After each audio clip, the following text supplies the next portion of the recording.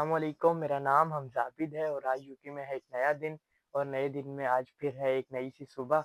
और ये हम दस्तरख़्वान पे बैठे हुए हैं, छोटा-सा दस्तरख़्वान है, नाश्ता हमारा ये पड़ा हुआ है, ब्रेड है, केक रस्क और चाय।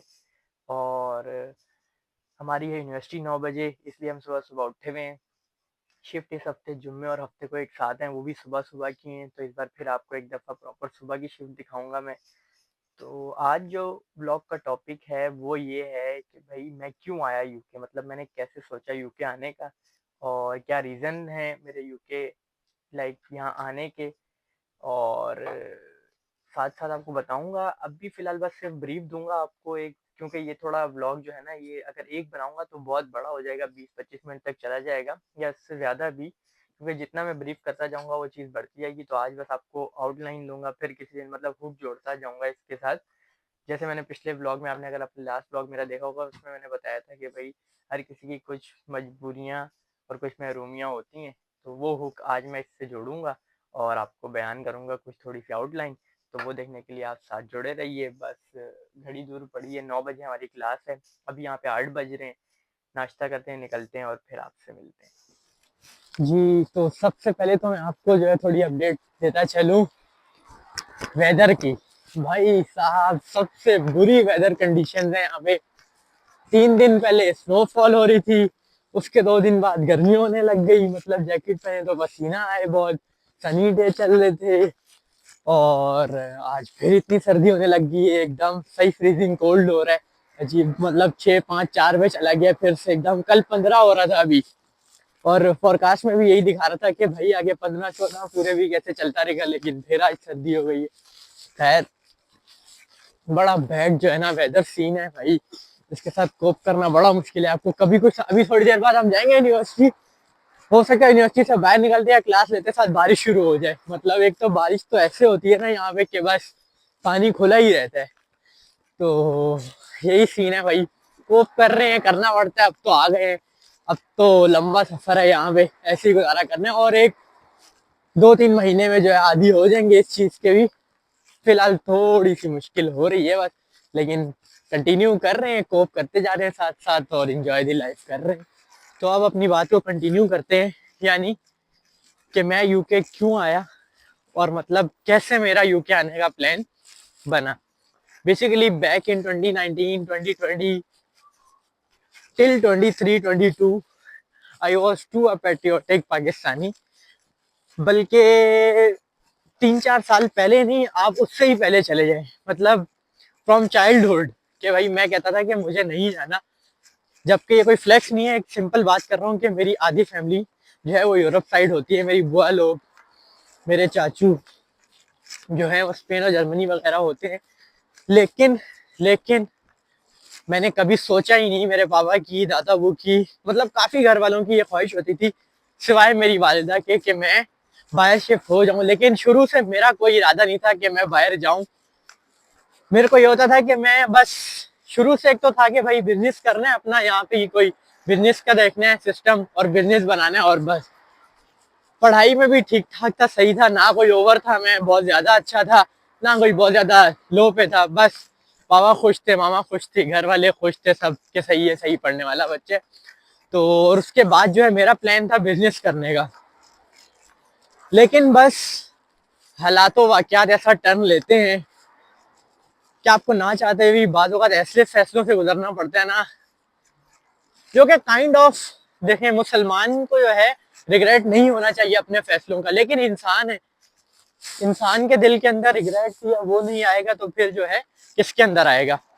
तो बस वो वैसे ही जो है थोड़ा सा एक फील आता है कि काश। लेकिन मैंने आपको बताया कि भाई हालात वाकयात की वजह से इंसान को बहुत से फैसले लेने पड़ जाते हैं इमरजेंसी में। अच्छा, तो वो फैसला लेने का वक्त उस वक्त आया जब मेरे पापा की जॉब जो है वो खत्म हुई, मेरे पापा रिटायर हुए। तो अब हमजा के सामने दो रास्ते थे, मेरा यूनिवर्सिटी भी चल रहा था।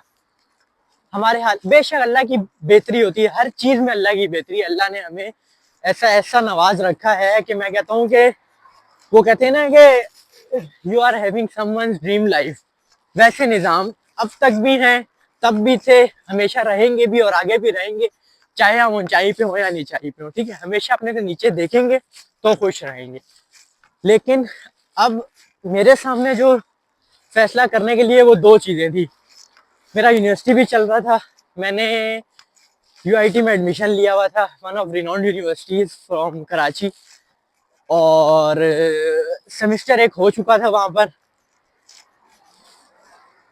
अब या तो यूनिवर्सिटी छोड़ के मुझे ये फैसला लेना था कि मैं बाहर मूव कर जाऊँ फॉरेन, तो और या तो यूनिवर्सिटी कंटिन्यू रख के भी लेना था। लेकिन हमारे घर के थोड़े से हालात अप डाउन होते हैं, जब आपको होता है एकदम एक चीज़ ख़त्म हो, तो उसको भी मद्देनज़र रखना था मुझे। तो मैंने फैसला किया कि मैं यूनिवर्सिटी ड्रॉप कर दूंगा और सिर्फ बाहर के लिए अप्रोच करता रहूँगा। अब पहले तो 2-3 ट्रायल्स में कोई बात नहीं बनी, मतलब 1 साल मैंने वेट किया, तकरीबन 1 साल आप कह लें जिसको।